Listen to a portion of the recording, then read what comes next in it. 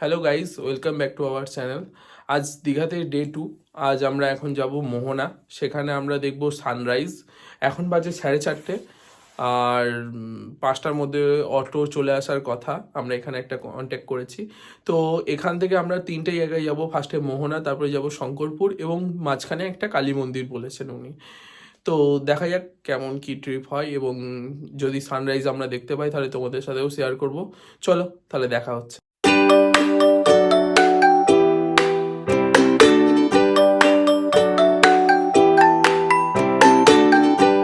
আমরা যখন মোহনায় পৌঁছেছিলাম তখন বাজে 5:20, আর এই এত সকাল সকালই ছোটোখাটো বাজারগুলোও বসে গেছিলো, আর অল্প স্বল্প মাছের দোকানও খুলে গেছিলো, আর ট্যুরিস্টরাও এক এক করে আসতে শুরু করেছিল। আমরা মোহনা এসে গেছি, আর আশেপাশে ছোট ছোট দোকানগুলো এখন খুলে উঠছে, এখনো সূর্যোদয় হয়নি। এইদিকে ঢেউ আসছে, প্রচন্ড ঠান্ডা। সামনে যেইটাকে আমরা জাহাজ বলছি সেটা জাহাজ নয়, সেটা ট্রলার, যেটা নাকি কালকে মাছ বোঝাইয়ের সময় ডুবে গেছিল অতিরিক্ত মাছ বোঝাইয়ের জন্য।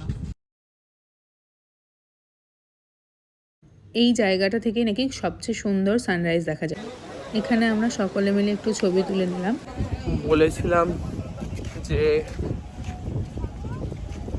সানরাইজ দেখা যাবে না ওরকম ভাবে, হয়তো এত কুয়াশা এখানে। আমাদের ভাগ্যে হলো না। না, ভাগ্যে হলো না বলা যাবে না, মোটামুটি এই যে দিনের আলোটা ফুটলো সেটা আমরা দেখলাম। তো এরপর আমরা এগিয়ে যাচ্ছি। না, বাড়ি যাচ্ছি না, আমরা এখন যাচ্ছি কোথায়? এখন আমরা যাব শঙ্করপুর। আশেপাশে বাজারগুলো তোমাদের সাথে শেয়ার করব, এখন কিরকম দিনের আলোয় বোঝা যাচ্ছে।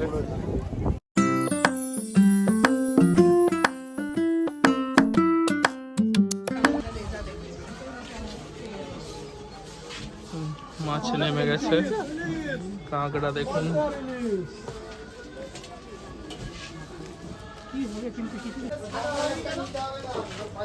এখন ইলিশে কিরকম কিলো চলছে দাদা? এটা 1450, এটা 2500 টাকা, ওটা 500, ওটা 450। এটা 450। আর ভেটকি? ভেটকি 600 টাকা আছে, 400 টাকা আছে, 300 টাকা আছে, বিভিন্ন রেঞ্জের চিংড়ি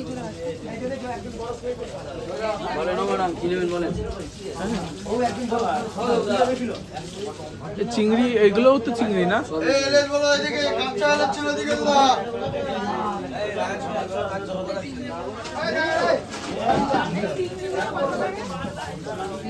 এটা 750 টাকা, এটা 1300 টাকা, এটা 2500 টাকা।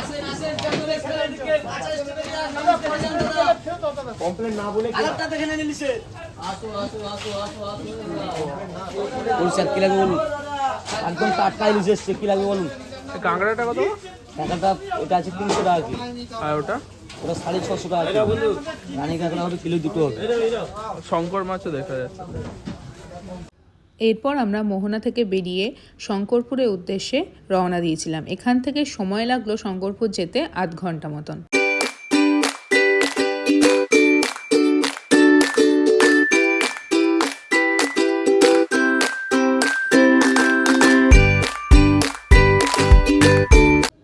শঙ্করপুর যেতে যেতেই আমরা সূর্যোদয় দেখতে পেলাম।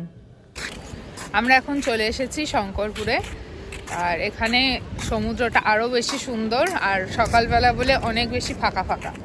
আর সানরাইজ তো সানরাইজ আমরা এইখান থেকেই দেখতে পেলাম। মোহনা থেকে দেখতে পাইনি, কারণ ওখানটা পুরো কুয়াশায় ভর্তি ছিল। কিন্তু এখানে খুব সুন্দর লাগছে সূর্যটাকে, আর কিছু ক্লিপও নিয়েছি, তোমাদের সাথে সেটা শেয়ারও করবো।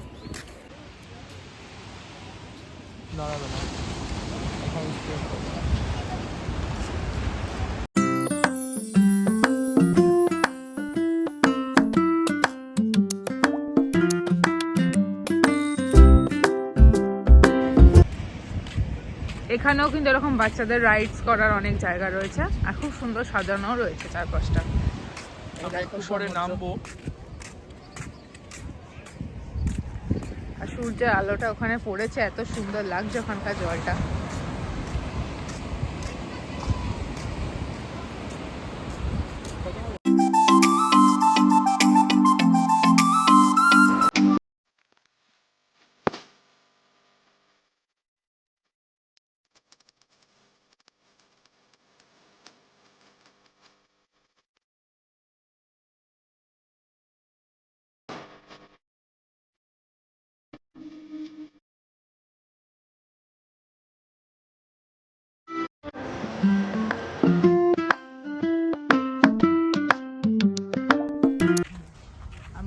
এসেছি নায়কালী মন্দিরে।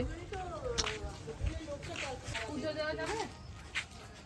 কিন্তু আরম্ভ হয়েছে? এখন খুলবে তো পুজো দেওয়ার জন্য। কি প্রসাদ আছে? মাখা সন্দেশ আর ফুল টুল এই আলতা সিঁদুরের সব কিছু নেই? আলতা সিঁদুর সেটা 500 টাকা আপনাকে কিনতে হবে, সবাই তো এই মন্দিরে তখন চলছিল রেনোভেশনের কাজ, পাশেও আরেকটা নাকি বড় মন্দির হবে, তো সেই কাজই এখানে চলছিল।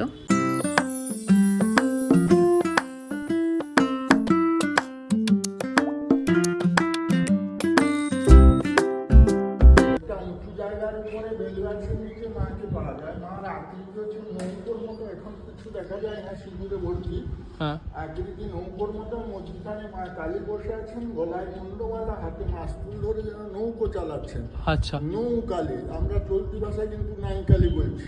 আচ্ছা, এটা হচ্ছে নৌকালী। নৌকালী মা নিজেই নিয়ে যাচ্ছেন। পূর্বপুরুষের স্বপ্নাদেশ হয়, এসে দেখা যায় যে বেলগাছের নিচে মা বসে আছেন। আচ্ছা, থেকে এনে মাকে এখানে রেখে পুজো হচ্ছে। আর মায়ের এই রূপ? সেই বেলকার যে প্রতিমূর্তি তৈরি করা হয় মহিষ মূর্তি সিংহবাহিনী মা দুর্গার রূপ। আচ্ছা দুর্গার রূপে মাকে পুজো করা হয়। আচ্ছা আচ্ছা।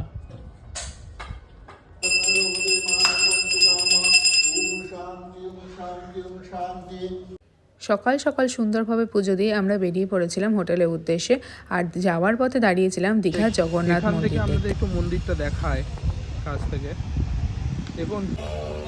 এই যে আমাদের পেছনে এখানে হবে দীঘার জগন্নাথ ধাম। আর আমাদের এই 3টে স্পট দেখা হয়ে গেছে, এবার আমরা যাব হোটেলে। আজকে আমাদের ব্রেকফাস্ট ইনক্লুডেড আছে, তো ব্রেকফাস্টে কি কি খাওয়াচ্ছে সেটাও আপনাদের সাথে শেয়ার করব। আমরা যেহেতু অনেকটা সকালে ঘুরতে বেরিয়েছিলাম, তাই ঘুরে এসেই আমরা ব্রেকফাস্ট সারলাম। প্রথমে এখানে চা কফি দু রকমই অপশান ছিল, তারপরে ছিল লুচি আর তার সাথে ছিল ঘুগনি, আর ছিল ডিম সেদ্ধ, আর সুজির উপমাও ছিল, আর কলা ছিল, আর ব্রেডও ছিল, ব্রেডের সাথে বাটারও ছিল, আর জ্যামেরও অপশান ছিল। এখানে আমরা সকলে একসাথে ব্রেকফাস্ট সেরে একটু হোটেলটার টপ ফ্লোর মানে যেখানে ছাদ সেইখানে গিয়েছিলাম। সেখানেও খাবারের বন্দোবস্ত আছে। আর তারপরে আমরা নেমে পড়েছিলাম সুইমিং পুলে। আমরা খুব মজা করে সুইমিং করলাম।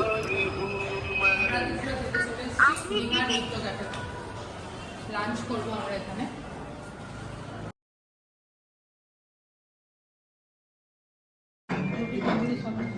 এখানে মেনুগুলো শেয়ার করে নিয়েছি, তোমরা চাইলে পজ করে একবার দেখে নিতে পারো কোনটার কি প্রাইস আছে। আর আমরা থালি নিয়েছিলাম দু রকম, একটা নিয়েছিলাম মাটন থালি আর নিয়েছিলাম একটা ভেজ থালি। দু রকম থালি তোমাদের সাথে শেয়ার করলাম, দেখে নাও তোমরা কী কী ছিল থালিতে। আর খেতে কিন্তু খুব টেস্টি ছিল, প্রত্যেকটা খাবারই অসাধারণ খেতে। আমরা কিন্তু এখানে ভেটকির পাতুরিটাও ট্রাই করেছিলাম, সেটাও কিন্তু অপূর্ব খেতে ছিল। আর দেখো বন্ধুরা, এখানে মিত্র ক্যাফের ব্যালকনি থেকে পুরো নিউ দীঘার সি বিচটা কিন্তু দেখা যাচ্ছে। তাহলে বুঝতেই পারছো নিউ দীঘা সি বিচ থেকে কতটা কাছে এই রেস্টুরেন্টটা। আমরা দুপুরে লাঞ্চ সারার পর এখন এসেছি তালসারিতে। আমরা এবার সামনেটা যাচ্ছি, তালসারি নেমে গেছি। আর তালসারিটা উড়িষ্যার, পশ্চিমবঙ্গ পেরিয়ে আমরা উড়িষ্যার মধ্যে ঢুকে গেছি। সূর্য অস্ত যাওয়ার সময় হয়ে এসেছিল, আর খুব সুন্দর লাগছিল চারপাশটা এই সময়টায়।